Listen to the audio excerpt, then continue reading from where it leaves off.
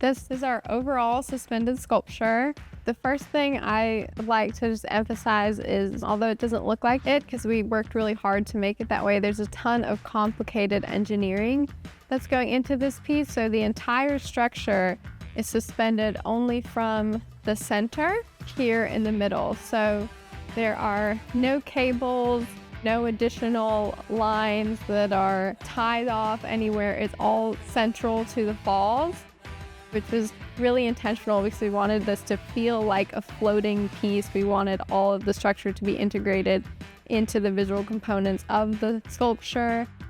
That's something that I'm really proud of that we were able to achieve, is the cantilever in all of this. Additionally, you have the flora here.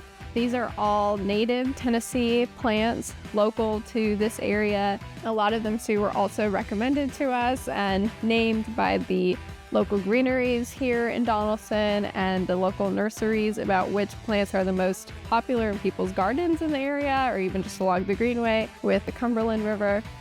So we have a bunch of them. We have the tulip poplar tree represented here. The sunburst and the St. John's wort is one of my personal favorite. The Sweet Betsy trillium. Some people spend their entire summers going around to different areas and seeking out these plants in particular. And we actually have the Sweet Betsy variety here in our local ecosystem, which is great. We also have two different kinds of irises, which is the Tennessee state flower. So we have the dwarf iris present here, and then on the back end, we have the large blue flag iris, which are both state representatives. We have the persimmons tree, which is popular in everyone's yard, my yard included.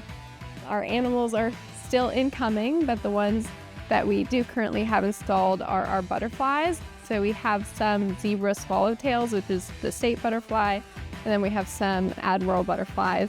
And for example, there is one that is landed on the trunk of the tulip poplar tree.